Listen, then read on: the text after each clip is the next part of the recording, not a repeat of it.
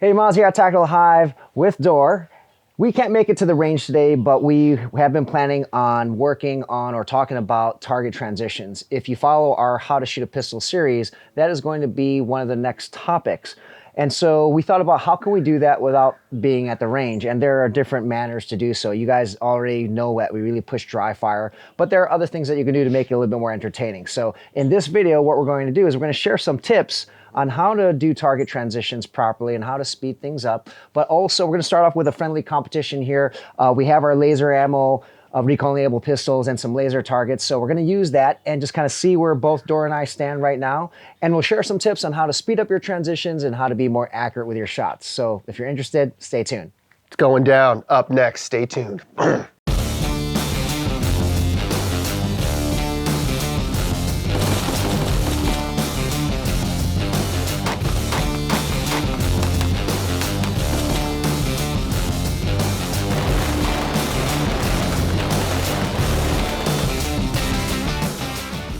All right, so we have some laser ammo reactive targets about 4 or 5 yards, and we're going to be shooting, both of us are going to be shooting the CZ Shadow 2. It's an airsoft pistol that's been converted to shoot an IR laser, and you can get these barrels from laser ammo as well. And so what Dorr and I are going to do is we're just going to have a little friendly competition, shoot those laser targets. It's being recorded by this little handy dandy dashboard here so we can see the shots because we might not hear it over the airsoft. And what we're going to do is we're going to time ourselves as well as note down the accuracy. So the accuracy will be noted down by the laser ammo target system, and then or the lack of accuracy. And we're going to be using a timer to track the actual hit. So whoever has the best accuracy and the fastest speed is going to win. But we are going to do 2 iterations. So it's going to be just from the high ready because we don't have a holster for this. So once the buzzer sounds, it'll be single shots. That'll be 1 iteration, right? Then either Dorr and I will go first, and the other shooter will go after. Then next we'll do 2, 2, 2. All right. And as I mentioned, we'll be timing this and tracking accuracy. I'll just go ahead. And what we're using to track the time is the Shooter's Global Smart Timer. It can track dry fire as well as airsoft, so that's what we're using right now. Okay, so you can start it. You can just say shooter ready. So we're going to just start off with single shots, and we have this little control that is tracking the accuracy. All right, shooter ready? Ready. Stand by. 1.62. I think I missed one. 1.62. 1.62, and that was only 2 hits. I missed the middle target there. All right, so let's see, Dorr. I should have followed up, but let me reset this. All right, so that was 1.62 with 1 missed shot. Here we go. Dorr, you ready? Yep. Stand by. All right, so that's 2, 2, 1. 2, 2, 1, but also I saw 1 shot. Yeah. Oh, actually, there were 2 shots that missed. Yeah. 2 shots that missed. So we're going to do that one again. We're going to do that one again. There we go. You registered all those there. Right there. Got 4 there. All right, well, let's do that one again. Hit the center of the target. Since both of us missed the target, we'll do it one more time. They're little targets, you know? They are. Angry little gnomes. Here we go. Little yard gnomes. All right, stand by. 1.78, I think. 1.78. Red.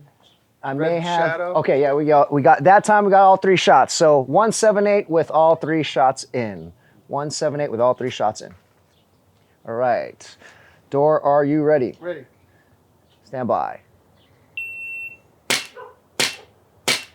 Got them all. 2, 3, 1. 2, 3, 1. All right. So you're buying beers later. Yep.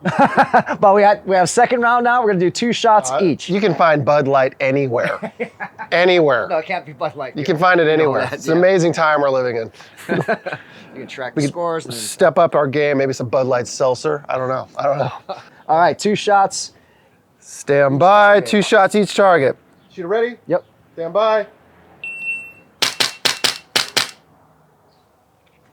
All right. 1.94. 194. 194. 194. 6 shots in.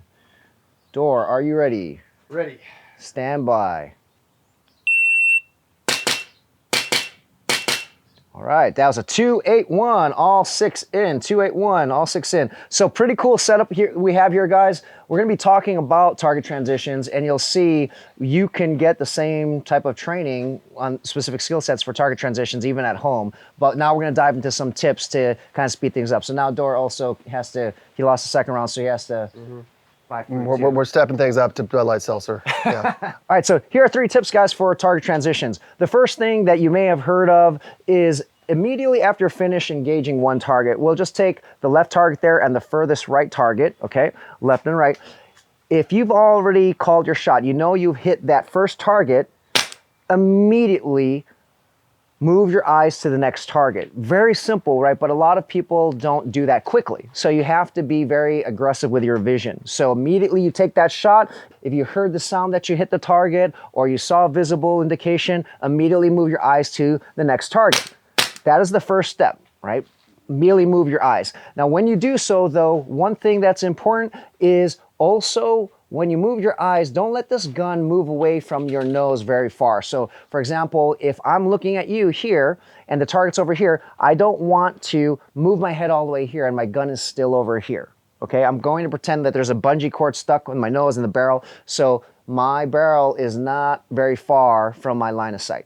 Okay, so that's the first tip. Second tip for good transitions is to make sure that you're ready to take another shot when you're on the next target. So a lot of beginners, for example, notice this, they'll break the shot and they will pin the trigger and it'll stay pinned until they get to the next target that they want to shoot. Then now what do they have to do? They have to wait. They have to reset the trigger and then come back on it to take a shot. So instead of doing that, you are going to break your shot and reset and prep as you move to the next target. So that means you're going to come off the trigger, let it reset, and by the time you're on the second target, you should be ready to break that shot. So from here, I'm not going to pin it and then move, and then you hear a click, and then I can take another shot. I'm going to reset and prep during, okay? So just like this, so I'm ready to break that shot.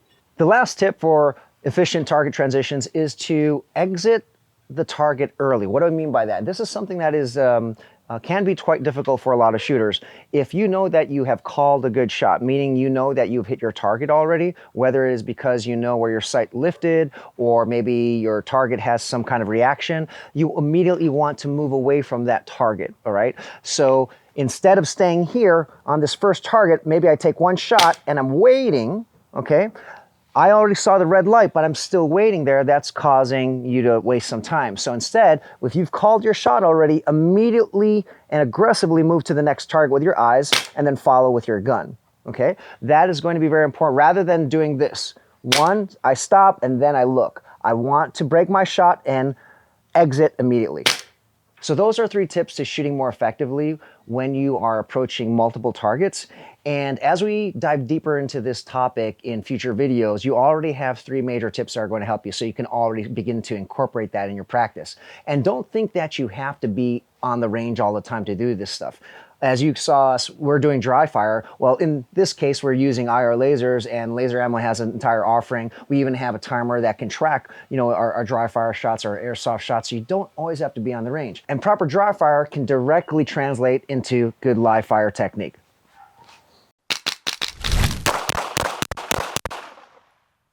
All right, so what we just covered translates directly to live fire. It doesn't matter if you're using laser targets, no targets at all, but the tips, the techniques, the principles, all are going to be the same. So if you dry fire properly, you can do everything correctly live fire. And just to reiterate the points that we discussed here, the very first thing you need to do to get more effective and efficient transitions is you really need to lead with your eyes. It's very simple, but not a lot of people do this. So you need to make sure you look first rather than moving your gun and your eyes at the same time. Because if you don't, what will happen is you'll normally overpass your target or undershoot your target, and that's going to cause you to have to redirect your energy, and you're going to take more time to get that accurate shot. So that's step number 1. Really lead with your eyes and also follow with your gun quickly. The second thing is you're resetting your trigger as you move to the next target. So a lot of beginners are going to possibly pin the trigger and then go to the next target, then they reset and take that shot. So that's going to slow you down. So you want to make sure to reset your trigger on the way to the next target. And the third tip we shared was to leave the target you just shot immediately. So if you've called a good shot, you don't need to wait Okay, so imagine a scenario where you had multiple threats in front of you. Some lead is better than no lead in all of them. So what you want to do is immediately call your shot, move your eyes to the next target, and that's going to speed things up while maintaining good accuracy. So everything we showed you dry fire translates perfectly into live fire. Just make sure to follow those tips, do them diligently in your own home or wherever you're doing dry fire, and then mimic the same exact movements and the pressures and all of that during your live fire session. So I hope you like those 3 tips on speeding up your transitions and also improving your accuracy. As always, if you like the video, please give us a thumbs up. Don't forget to comment below with any questions or different comments or tips that you've picked up in your shooting journey. And if you're not subscribed, make sure to hit that subscribe button. See you guys in the next video.